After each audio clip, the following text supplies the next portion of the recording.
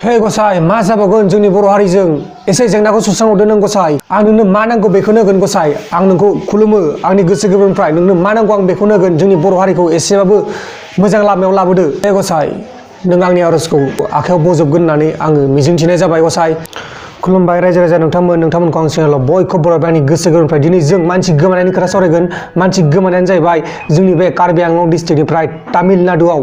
खामानि मावनो थांदोंमोन दा बे तामिलनाडुनिफ्राय गोमादों दा बेनि सोमोन्दै जों दिनैनि बे भिडिअ सावरायगोन थेवबो जागायजेननायनि सिगां मोनसे नटिस आं नोंथांमोननो होनो लुगैदों आंखौ इउटुबा मोनसे मेल खालामनानै हरदों अनजालु प्रान्जल नार्जारि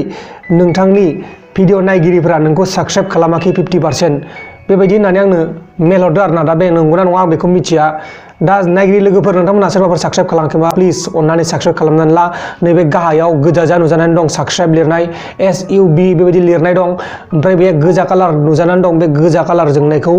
गुफुर खालामनानै गालां आरो लोगोसे बे बेल बायदि नुना बेलावबो खनसे शेयारनानै हो अब्लासो नोंथांमोना आंनि गोदान भिडिअखौ सानफ्रामबो नुबाय थागोन बेखायनो आंबो नोंथांमोनखौ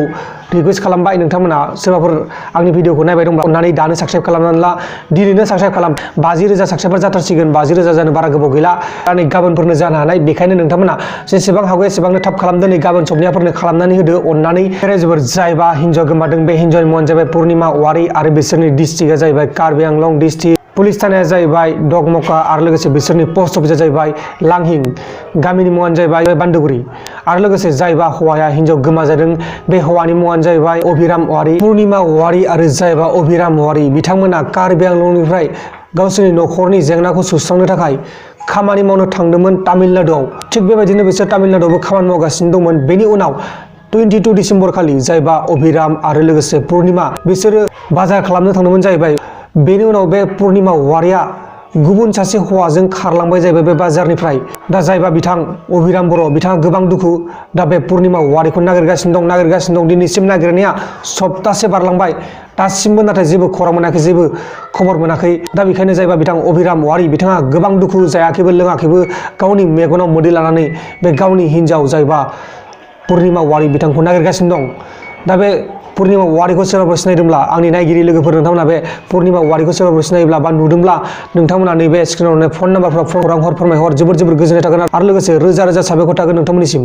नैबे नुबाय थानायानो जाहैबाय पुर्णिमा औवारी नोंथांमोना मोजाङै नायनानै ला नैबे नुबाय थानायानो गोमादों आरो लोगोफोर बे पुर्णिमा औवारीखौ सोरबाफोर खोन्थाहरनो हायोब्ला नोंथांमोना बान्था मोनगोन होननानै खौरां फोरमायहरदों बे बान्थाया मा जागोन बेखौ आं मिथिया बे बान्थाखौ